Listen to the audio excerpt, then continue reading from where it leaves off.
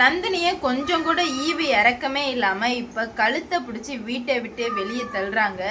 இதனால இது தெரிய வந்த சூர்யா மிகப்பெரிய பூகம்பத்தை ஏற்படுத்துறாரு. இதனால மொத்த குடும்பமுமே நில குலைஞ்சு போய் நிக்குது.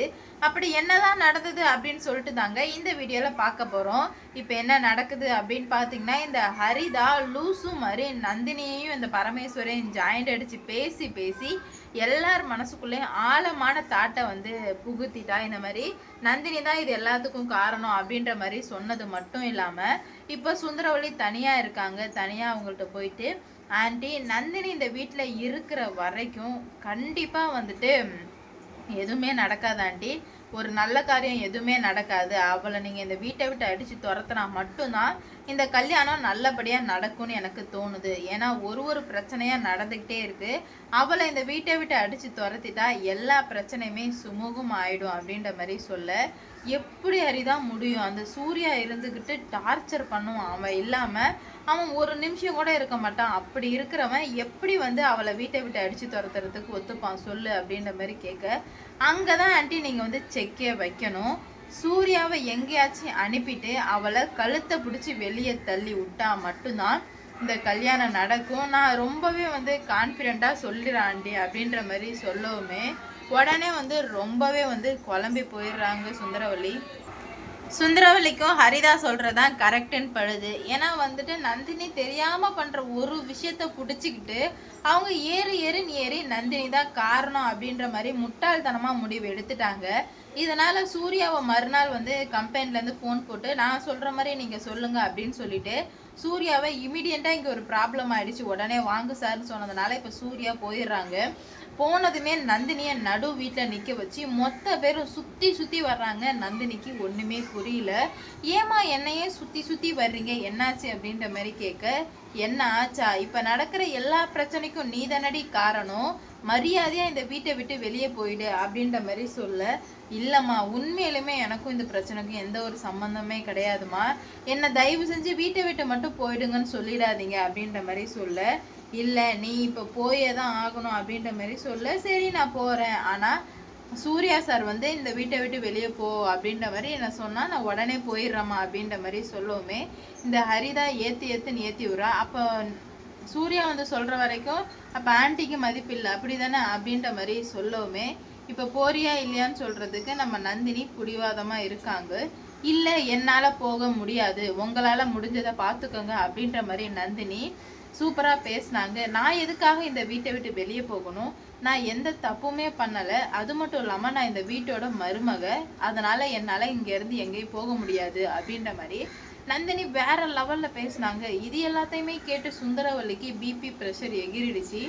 உனக்கு எப்படி இவ்வளோ திமிரு வந்தது அப்படின்ற மாதிரி கேட்க, திமிரு இல்லைம்மா என் உரிமைக்காக நான் பேசிகிட்டு இருக்கேன், இது எப்படி திமிரு ஆகும் அப்படின்ற மாதிரி நந்தினி பேசவுமே அந்த ஹரிதா பார்த்தீங்களா ஆண்டி எவ்வளோ திமிரா பேசுகிறான்னு, இவ தான் ஆண்டி எல்லாத்துக்குமே காரணம் அப்படின்ற மாதிரி பேசவுமே கல்யாணத்துக்கு ஆகா நம்ம தங்கச்சை வச்சு ஏதோ பண்ணுறாங்களே, இந்த நேரம் பார்த்து சின்னையா இல்லையே, எப்படியாச்சும் சின்னையாவுக்கு தகவல் சொல்லிடணும் அப்படின்னு சொல்லிட்டு உடனே ஃபோன் போட்டு, சின்னையா உடனே கிளம்பி வாங்க அப்படின்ற மாதிரி சொல்ல, ஏன்டா என்னாச்சு கல்யாணம் அப்படின்ற மாதிரி கேட்க, இந்த மாதிரி தங்கச்சை வச்சு இவங்க என்னென்னமோ பண்ணுறாங்க சின்னையா, எனக்கு ஒன்றுமே புரியல, பயமாக இருக்குது தங்கச்சி அவங்கள்ட்ட எல்லாருக்கிட்டையுமே மாட்டிக்கிட்டு முழிக்குது சின்னையா அப்படின்ற மாதிரி சொல்லவுமே உடனே சூர்யா சரி நான் உடனே வர்றேன் அப்படின்னு சொல்லிட்டு கிளம்பி வர்றாரு.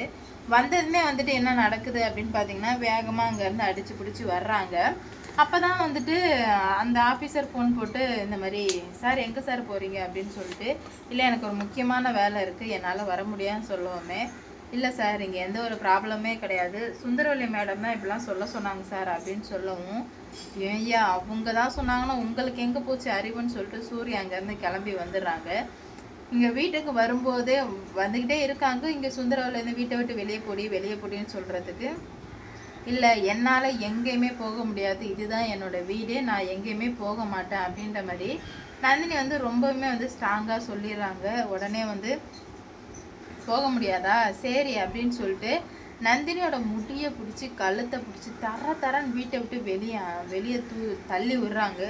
அந்த நேரம் பார்த்து கரெக்டாக நம்ம சூர்யா சார் வந்து நந்தினியை தாங்கி பிடிச்சிடுறாங்க. பிடிச்சதுமே நந்தினியை பார்த்ததுமே வந்துட்டு சூர்யாவுக்கு கண்ணை கலங்கிடுச்சு. கோவம் தாங்க முடியாமல், என்ன பண்ணிகிட்ருக்கீங்க நீங்கள் எல்லாரும் அப்படின்ற மாதிரி கேட்க, என்னடா இப்போ என்ன ஓவராக துள்ளுற அப்படின்ற மாதிரி கேட்க, துள்ளுறது எல்லாமே நீங்கள் தான், எதுக்காக இப்போ நான் என் நந்தினியை வீட்டை விட்டு அடித்து துரத்துறீங்க அப்படின்ற மாதிரி கேட்க, இவளால் தான் எல்லா பிரச்சனையுமே நடக்குது அப்படின்ற மாதிரி சுந்தரவல்லி சொல்ல, உங்களுக்கெல்லாம் கொஞ்சம் கூட மனசாட்சியே இல்லைல்ல, யார் என்ன சொன்னாலும் நம்பிடுவீங்கல்ல, இவள் இவ்வளோ நாள் இங்கே இருக்காளே ஏதாவது ஒரு பிரச்சனை பண்ணியிருப்பாளா, ஏன் இவ்வளோ நாள் பண்ணாதவன் இப்போ பண்ணுறான்னு கூட யோசிக்க மாட்டீங்கல்ல.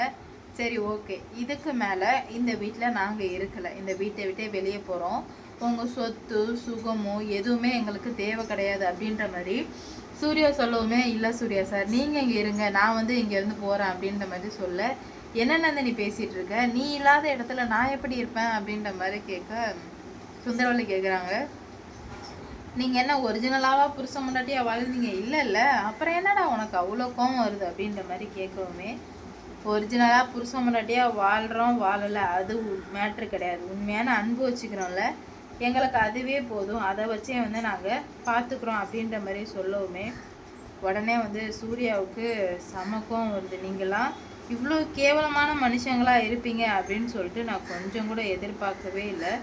இதுக்கு மேலே வந்து இந்த வீட்டில் நான் இருக்க போகிறது கிடையாது, இப்போ போகிறேன் நான் தான், இதுக்கு மேலே என்னானாலும் இங்கே வரமாட்டேன் அப்படின்ற மாதிரி நந்தினி வந்து சூர்யா வந்து சொல்கிறாங்க. இது எல்லாத்தையுமே கேட்டு ரொம்ப வந்து குழம்பி போகிறாங்க. ஏன்னா அவங்களுக்கு சுத்தமாக புரியல என்ன நடக்குது போகுது அப்படின்னு சொல்லிட்டு